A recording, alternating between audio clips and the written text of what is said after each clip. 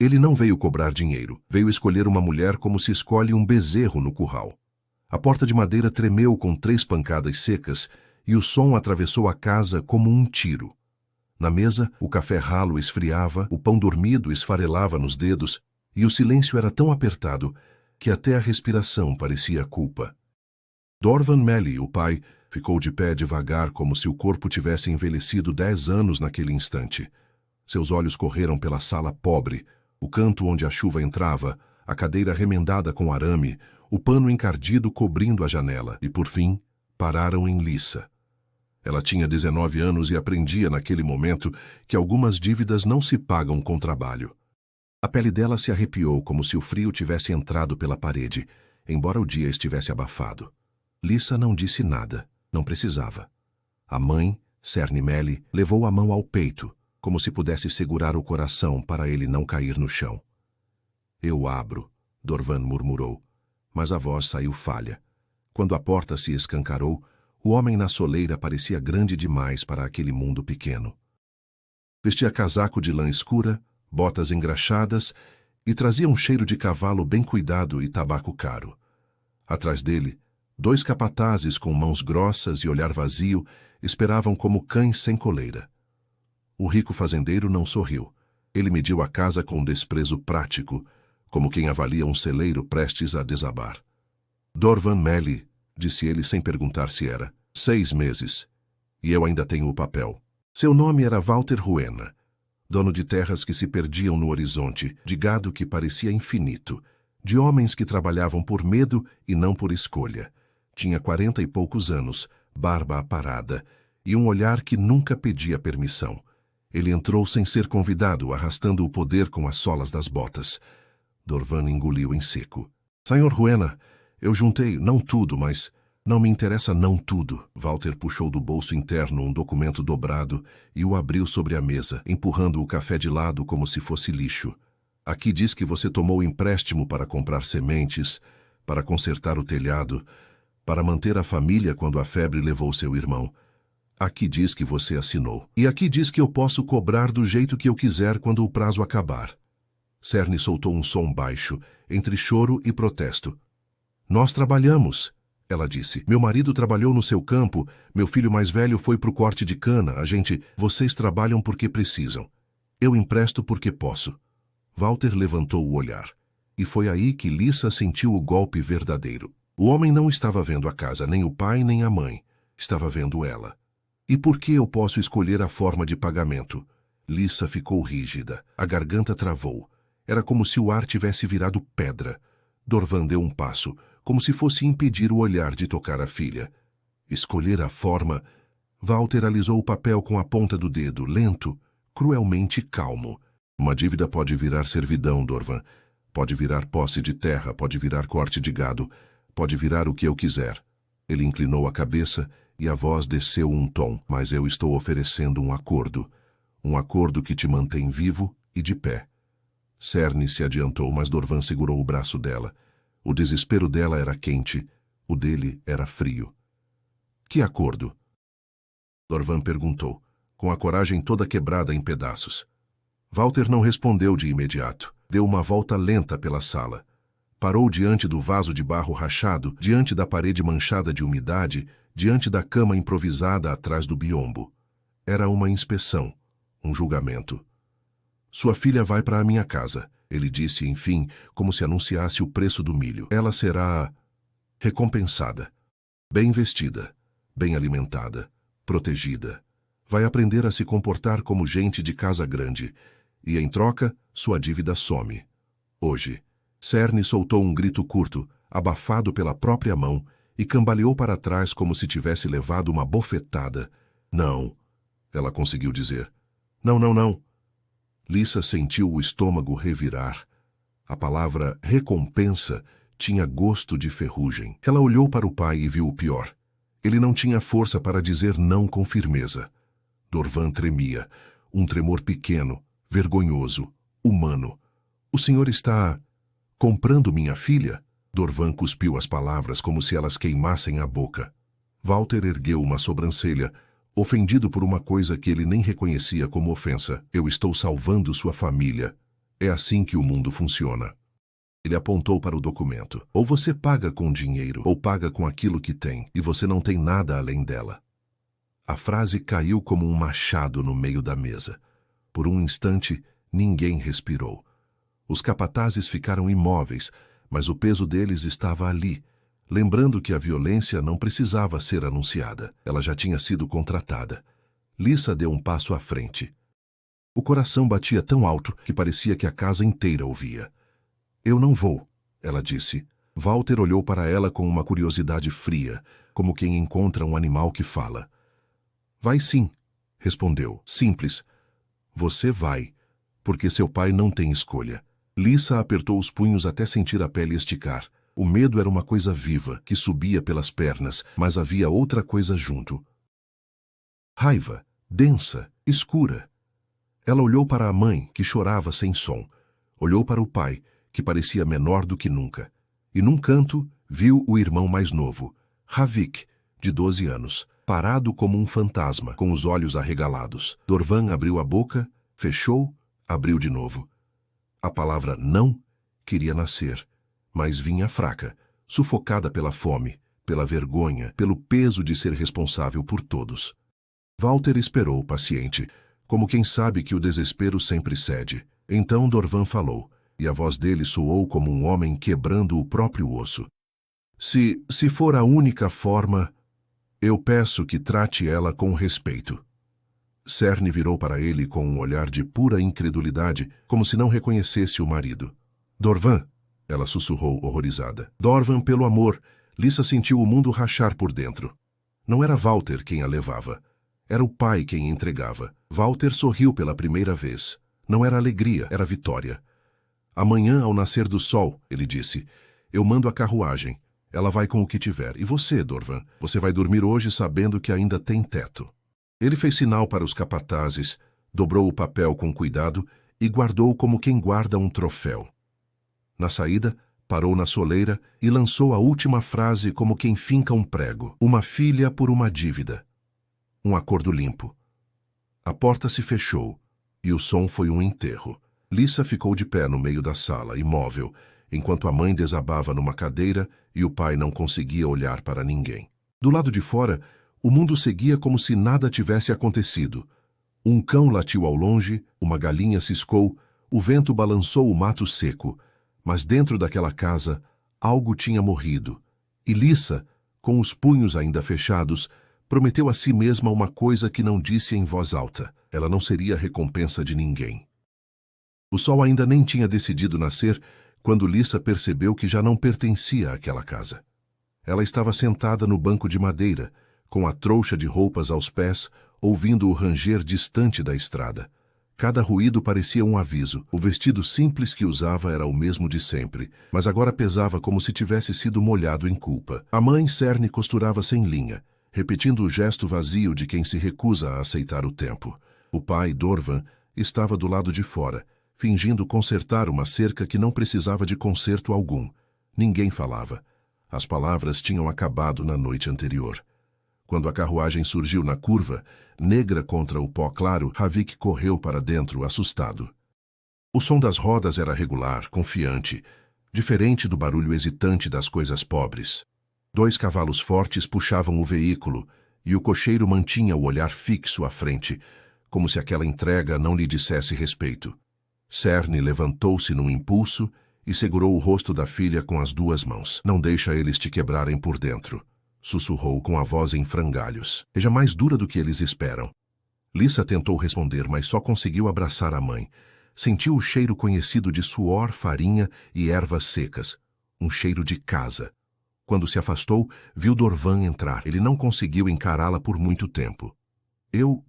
Começou, mas parou. Se eu tivesse outro jeito... Lissa assentiu. Não era perdão. Era cansaço. A carruagem parou. O cocheiro desceu e abriu a porta sem cerimônia. Lissa pegou a trouxa e saiu. Não olhou para trás quando subiu. Se olhasse, talvez não fosse. A viagem foi longa. O caminho de terra deu lugar a uma estrada melhor cuidada, ladeada por cercas firmes e campos verdes. Lissa observava tudo em silêncio. Quanto mais avançavam, mais percebia a diferença entre os mundos. Casas alinhadas, trabalhadores curvados, olhos baixos. A riqueza não gritava. Ela se espalhava, silenciosa e esmagadora. Quando chegaram, a fazenda parecia uma pequena cidade. Galpões extensos, celeiros organizados, uma casa principal erguida como um julgamento de pedra. Lisa desceu devagar. O chão ali era limpo demais, quase hostil. Walter Ruena a esperava no alpendre. Vestia outra roupa igualmente cara, igualmente fria. Ele a examinou como quem confere uma encomenda. Você chegou inteira, disse. Bom começo. Lisa não respondeu. Tragam-na para dentro, ordenou ele, a uma mulher de meia-idade que surgiu da lateral. Esta é Návira, ela cuida da casa, você vai obedecê-la. Návira tinha o rosto duro e cansado. Seus olhos, no entanto, pararam em Lisa por um segundo a mais do que o necessário. Não havia carinho ali, mas havia algo próximo de reconhecimento. Venha, disse ela. Dentro da casa, tudo parecia grande demais. O piso frio machucava os pés. As paredes exibiam retratos de homens sérios, todos com o mesmo olhar de posse. Lisa sentiu-se pequena, mas se obrigou a manter a coluna ereta. Návira a levou até um quarto simples, porém limpo. Você dorme aqui. Vai acordar antes do sol. Vai aprender rápido se quiser ficar em paz, disse, prática. Aqui não se chora alto. Não se responde sem ser chamada. E não se esquece do seu lugar. Qual é o meu lugar? Lisa perguntou antes de pensar. Návira suspirou. O que eles decidirem que é. Mas isso não significa que você precise esquecer quem é. Antes que Lisa pudesse responder, Walter apareceu à porta. Hoje não, disse ele seco. Amanhã conversamos. Descanse. Você vai precisar. Ele saiu, deixando um silêncio pesado. Naquela noite, Lisa não dormiu. O colchão era macio demais, estranho demais. Ela pensou na mãe, no pai, no irmão. Pensou no acordo que não assinara, mas que pagaria. Havia medo, sim, mas havia algo novo se formando sob ele. Uma atenção afiada, uma decisão ainda sem nome. Nos dias seguintes, aprendeu as regras. Aprendeu a servir sem derramar, a andar sem fazer barulho, a abaixar os olhos no momento certo. Aprendeu que a casa funcionava como a fazenda. Cada um tinha um lugar exato e sair dele custava caro. Observava tudo. Os horários, as conversas interrompidas quando ela entrava, os olhares das outras criadas, algumas curiosas, outras alertas. Walter a chamava às vezes, sempre para tarefas pequenas, sempre para lembrá-la de que ele podia. Nunca tocava nela, mas o controle estava em cada palavra, em cada ordem. Era um jogo de espera. Certa tarde, enquanto limpava o corredor dos fundos, Lisa ouviu dois homens discutindo baixo. Falavam de terras, de dívidas, de famílias que estavam por um fio. Ela entendeu então que não era a única moeda daquele lugar. Naquela noite, diante do espelho pequeno do quarto, Lisa encarou o próprio reflexo. O rosto era o mesmo, mas o olhar tinha mudado. Ela não sabia ainda como nem quando, mas sabia disso com clareza dolorosa. Aquela casa não seria o fim da sua história, seria o começo da parte mais dura. O primeiro confronto não veio com gritos, mas com silêncio. Na terceira semana, Walter Ruena mandou que Lisa fosse levada ao escritório no fim da tarde. A ordem veio por Návira, seca, sem explicação. Lisa sentiu o estômago apertar, mas caminhou firme pelos corredores longos, contando os passos como quem se ancora em números para não se perder. O escritório ficava isolado, com janelas altas e móveis escuros que cheiravam a couro e domínio antigo. Walter estava de pé, de costas, olhando papéis espalhados sobre a mesa larga. Quando ela entrou, ele não se virou.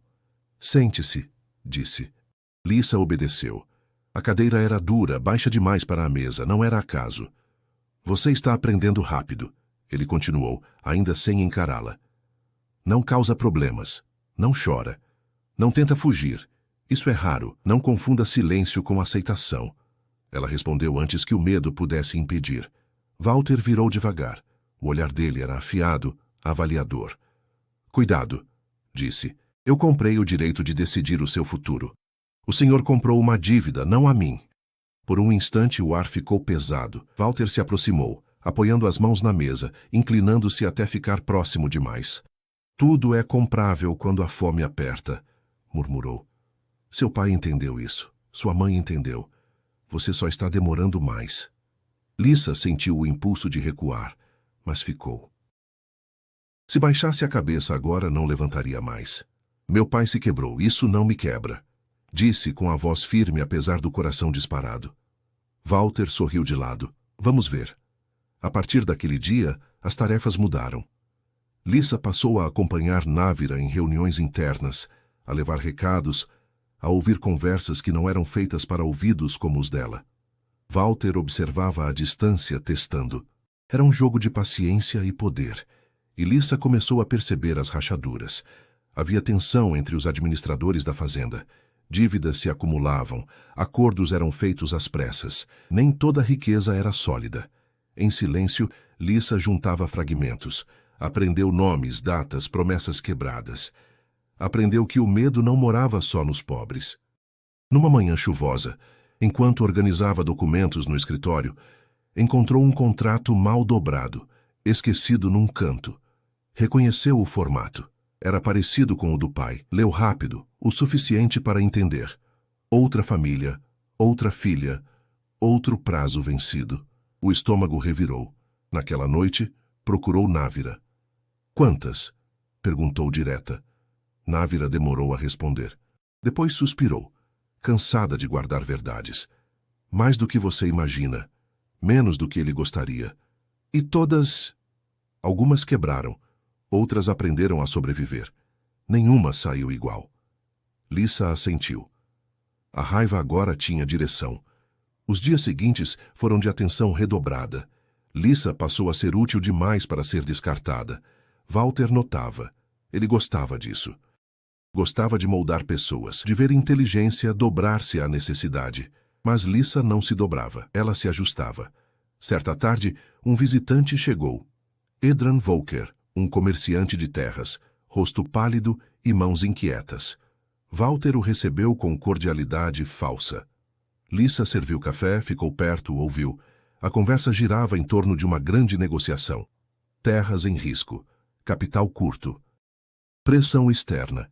Quando Edran saiu, Walter permaneceu pensativo. Você ouviu mais do que devia, ele disse, sem virar-se. O senhor falou mais do que devia, Lisa respondeu. Ele a encarou, sério. Você acha que está ganhando espaço. Não se engane. Um passo em falso e você volta a ser só pagamento. Talvez, ela disse, ou talvez eu seja mais útil em pé do que ajoelhada. O silêncio que se seguiu foi longo. Walter riu baixo. Você é perigosa, concluiu, mas ainda é minha. Naquela noite, Lisa escreveu mentalmente uma carta que nunca enviaria. Não era para a família, era para si mesma. Ela não sabia como, mas sabia quando. Quando a dívida mudasse de mãos. E naquele jogo lento, ela deixou de ser apenas a filha entregue. Tornou-se testemunha, peça e ameaça. A noite em que tudo começou a virar, não teve trovões nem anúncios. Teve uma porta mal fechada. Lisa percebeu primeiro pelo silêncio errado da casa. Os passos que costumavam ecoar no corredor principal não vieram. As lamparinas ficaram acesas além do horário comum. Algo estava sendo escondido, e esconder coisas grandes exigia pressa. Ela estava no quarto quando ouviu vozes abafadas vindo do escritório. Reconheceu uma delas. Walter. A outra era desconhecida, grave, urgente. Ela não pensou muito. Pensar demais era luxo. Descalça, caminhou até a porta e abriu só o suficiente para ver o corredor. Návira não estava à vista. Melhor assim. Lisa se encostou na parede fria e avançou até o ponto onde o som escapava por uma fresta.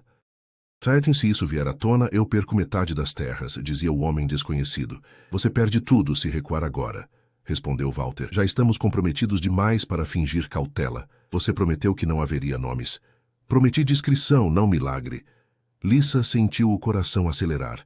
Aproximou-se mais um passo. As famílias estão falando, continuou o homem. Tem gente fugindo. Tem gente ameaçando ir à justiça do distrito. Walter riu, curto. Justiça custa dinheiro, e eu ainda tenho mais do que eles. Houve uma pausa. O ranger de uma cadeira. E a garota? Perguntou o outro. A que veio pela dívida. Ela anda circulando demais. Essa é esperta, Walter disse. Útil. Ainda não decidiu que tipo de problema vai ser. Lisa recuou antes que o assoalho a traísse. O sangue martelava nos ouvidos. Não era só sobre ela. Nunca tinha sido. Na manhã seguinte, Walter a mandou chamar cedo demais. Quando entrou no escritório, encontrou mapas abertos, números rabiscados às pressas e um homem que não conhecia, alto, magro, com olhos inquietos. Ele a observou como quem mede risco. Esta é Lisa, disse Walter. Ela cuida de algumas tarefas internas. Uma criada? O homem perguntou sem disfarçar o desprezo. Mais do que isso, Walter respondeu. Ela escuta bem. Lisa manteve o rosto neutro. Você sabe ler contratos? O homem perguntou de repente. Sei, ela respondeu. Aprendi porque precisei. O homem trocou um olhar rápido com Walter. Preciso que leve esses documentos até o cartório da vila vizinha. Hoje. Discreta, sem perguntas. Walter assentiu. Faça isso direito. E talvez eu passe a confiar mais em você. Talvez. A palavra soou como corrente. A viagem foi curta, mas densa. O cocheiro não falou. Lisa segurava os papéis como se pesassem mais do que deviam. No cartório, enquanto esperava, observou as pessoas. Um homem discutia aos sussurros com o escrivão. Uma mulher chorava em silêncio num canto. Dívidas. Sempre dívidas. Quando o escrivão finalmente chamou seu nome, algo chamou a atenção de Lisa. Um registro aberto sobre a mesa, com sobrenomes familiares. Ela reconheceu um. Era o de um vizinho antigo, alguém que tinha sumido meses antes. Esse processo, começou ela, não é da sua conta. O escrivão cortou nervoso. Leve o que veio trazer. Mas Lisa já tinha visto o suficiente. Na volta, o pensamento era um só. Walter não estava apenas cobrando dívidas. Ele estava empurrando pessoas para fora do mapa. Nos dias que se seguiram, ela passou a observar com mais cuidado. Notou cavalos saindo à noite. Notou documentos queimados na lareira. Notou o medo crescente nos empregados mais antigos. Návira confirmou com um olhar cansado. Tem coisa grande desmoronando, disse baixo. E quando desmorona, quem está embaixo some. Eu não pretendo sumir, Lisa respondeu. A oportunidade veio de forma inesperada. O mesmo homem inquieto voltou à fazenda, desta vez bêbado, furioso. Gritava no pátio acusando Walter de traição. Os capatazes o contiveram, mas antes que o arrastassem, ele gritou. Você prometeu proteção, agora querem minha cabeça. A frase ficou no ar. Naquela noite, Lisa encontrou no escritório um cofre mal fechado. Dentro, havia cópias de contratos, listas de nomes, valores, prazos, provas. Ela não tinha como levar tudo, mas podia memorizar. E fez isso, nome por nome, terra por terra, família por família. Quando Walter percebeu que algo havia mudado, já era tarde demais. Ele a chamou desconfiado. Você anda diferente, disse. Olha demais. Aprendi com o senhor, respondeu ela. Quem não olha, perde. Ele a encarou por longos segundos. Pela primeira vez, havia algo além de controle naquele olhar. Havia cálculo. Cuidado, Lisa, disse. Gente como você acaba mal. Ela sustentou o olhar. Gente como o senhor também. Ao sair, Lisa sentiu o peso da decisão que tomara. Não era mais só sobreviver. Era escolher de que lado do desmoronamento ficaria, e pela primeira vez, desde que cruzara aquele portão, sentiu algo próximo de esperança. Dura, perigosa, real. O plano começou a se formar no mesmo ritmo em que o medo tentou voltar, lento, insistente, silencioso. Lisa sabia que memória não bastava. Provas precisavam mudar de mãos, e mãos erradas significavam morte. Durante dias ela observou a rotina com cuidado dobrado. Walter estava mais atento, os capatazes mais presentes. Havia rumores de inspeção do distrito, gente importante se mexendo. O castelo de terras começava a ranger. Foi Návira quem abriu a primeira brecha. Você anda andando demais, disse certa noite, enquanto dobravam lençóis na despensa. Isso chama a atenção. Ficar parada chama mais, Lisa respondeu. Návira parou o que fazia. O rosto cansado endureceu. Se você cair, não cai sozinha, disse. Tem gente aqui que não merece pagar. Então me ajude a não cair. O silêncio entre as duas durou o tempo exato de uma decisão antiga vir à tona. Amanhã, disse Návira enfim. Depois do jantar, o escritório fica vazio por 1 hora, não mais que isso. O coração de Lisa acelerou. Não sorriu, não agradeceu, apenas assentiu. No dia seguinte, Walter recebeu visitantes. Homens de fala baixa e roupas melhores do que as dele. Jantaram tarde. Riram alto demais. Quando se recolheram, Lisa já estava pronta. Návira fez o sinal combinado. A casa parecia respirar fundo. O cofre não estava totalmente fechado. Walter confiava demais na própria sombra. Lisa trabalhou rápido, mãos firmes apesar do suor frio. Não levou tudo. Escolheu o suficiente. Contratos-chave, listas de nomes, correspondências. O tipo de papel que muda destinos. Escondeu tudo dentro do forro da saia e saiu sem olhar para trás. O problema veio cedo demais. Um dos capatazes a viu no corredor. "O que faz aqui?" perguntou desconfiado. "Mandado da senhora Návira", respondeu firme. "O escritório precisa estar pronto para amanhã." Ele hesitou. Foi o bastante. Lisa seguiu, mas Walter não era homem de confiar em noites tranquilas. Ao perceber a ausência de documentos, entendeu. Não gritou. Não chamou ninguém. Apenas fechou a porta do escritório e sorriu sem humor. Na manhã seguinte, Lisa foi chamada. Sente-se", Walter disse com voz macia demais. Ela sentou. "Alguém andou mexendo onde não devia", continuou ele, "e eu odeio desorganização." "Talvez o senhor tenha perdido o controle", ela respondeu. Ele riu. "Controle não se perde, se retoma." Fez um gesto e 2 capatazes surgiram à porta. "Quero que você pense bem", disse Walter. "Devolva o que pegou, e eu finjo que nada aconteceu. Continue útil. Continue viva." Lisa respirou fundo. "Não tenho nada seu."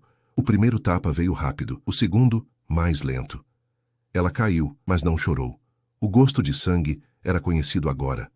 Walter se abaixou, falando baixo. "Você acha que é diferente das outras?" sussurrou. "Todas acham." "E todas..."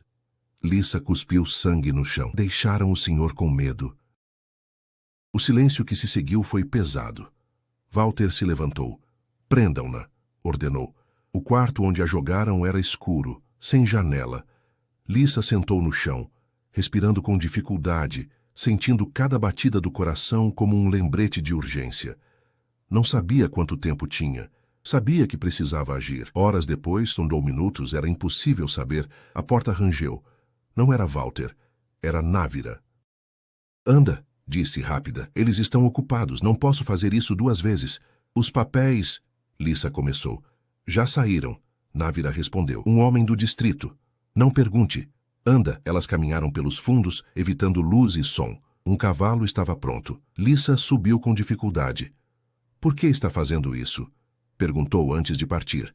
Návira engoliu em seco. "Porque cansei de arrumar camas para meninas quebradas." Lisa partiu sem olhar para trás. A estrada parecia diferente agora. Menos promessa, mais perigo. Cavalgou até o amanhecer, trocando de rota sempre que possível. O corpo doía, mas a mente estava clara. No meio do dia encontrou abrigo numa vila pequena. Ali, ouviu os primeiros boatos. Investigações abertas, nomes citados, terras bloqueadas. Walter Ruena não era mais intocável, mas Lisa sabia. Homens como ele não caem sozinhos. Eles puxam outros junto. Ela precisava desaparecer antes que a procurassem. Precisava mudar de nome, de rosto social, de história. Pela primeira vez, isso não soou como perda, soou como escolha. Enquanto o sol se punha atrás das casas baixas da vila, Lisa fez um juramento silencioso. Se sobrevivesse à queda de Walter, não seria para esquecer. Seria para lembrar por todos que não tiveram tempo. Ela achou que desaparecer seria mais difícil do que foi. Descobriu que o mundo já estava cheio de gente tentando não ser vista. Na vila costeira de Madravel, Lisa passou a se chamar Irena. O nome não era acaso. Pertencera a uma mulher enterrada sem família, cujo registro fora facilmente comprado por poucas moedas. Irena agora tinha 20 anos no papel, sabia ler e escrever e vinha do interior, como tantos outros. Era o suficiente. Trabalhou primeiro descarregando peixe, depois ajudando numa hospedaria, onde ninguém fazia perguntas desde que o serviço fosse bem feito. As notícias chegavam em pedaços. Um viajante falava demais. Um mercador cochichava no canto errado. Walter Ruena perdera parte das terras. Havia processos abertos, investigações arrastadas, acordos silenciosos. Mas ele não fora preso. Homens como ele raramente eram. Eles sangravam devagar, mas sobreviviam. Lissa, ou Irena, mantinha a cabeça baixa, mas os ouvidos atentos. Cada nome citado, cada detalhe, era guardado como uma cicatriz que ainda doía. Ela sabia que não podia voltar atrás. Sabia também que fugir para sempre não era viver. Era apenas adiar. Foi na hospedaria que conheceu Calder Weir, um homem magro, de barba por fazer e olhar cansado. Ele ficava pouco. Falava menos ainda, mas sempre pedia os jornais do distrito.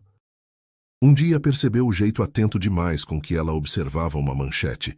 Você lê como quem procura algo, disse ele sem acusação. Lissa hesitou. Depois respondeu. E o senhor lê como quem foge de algo. Calder sorriu de leve. Era um sorriso triste. Justo. Com o tempo, conversaram mais. Calder era escrivão afastado, oficialmente por problemas de saúde. Extraoficialmente, por ter feito perguntas demais. Ele sabia como funcionavam os processos que nunca acabavam, os nomes que eram protegidos, os casos que sumiam nos arquivos. Homens como Ruena não caem por culpa, disse ele certa noite. Caem por conveniência. Então é preciso tornar a queda conveniente, Lissa respondeu. Calder a encarou por um longo instante. Você sabe que isso custa caro. Já me custou tudo. A partir dali, começaram a trabalhar em silêncio. Lissa fornecia nomes, padrões, histórias. Calder organizava, cruzava dados, encontrava falhas. Não havia heroísmo, apenas persistência. Cada documento enviado, cada denúncia anônima, era um passo lento e perigoso. Enquanto isso, Walter sentia o cerco. Mandou homens procurarem. Descrições circulavam. Uma jovem, cabelos escuros, olhar firme demais para alguém da posição dela. Lissa mudou de hospedaria, mudou de roupa, aprendeu a desaparecer dentro da rotina. Certa tarde, Calder chegou pálido. Encontraram um nome falso, disse. Não o seu, outro. Mas estão ligando pontos. Então é hora. Lissa respondeu. Hora de quê? De parar de sussurrar. Eles prepararam o envio final. Um dossiê completo, não para um juiz comprado, mas para 3 jornais concorrentes. Histórias demais para serem abafadas ao mesmo tempo. Nomes grandes demais para serem ignorados. Walter no centro, mas não sozinho. Quando as notícias estouraram, foi como um incêndio em palha seca. Não houve prisão imediata. Houve algo pior para homens como ele. Isolamento. Parceiros recuaram. Proteções sumiram.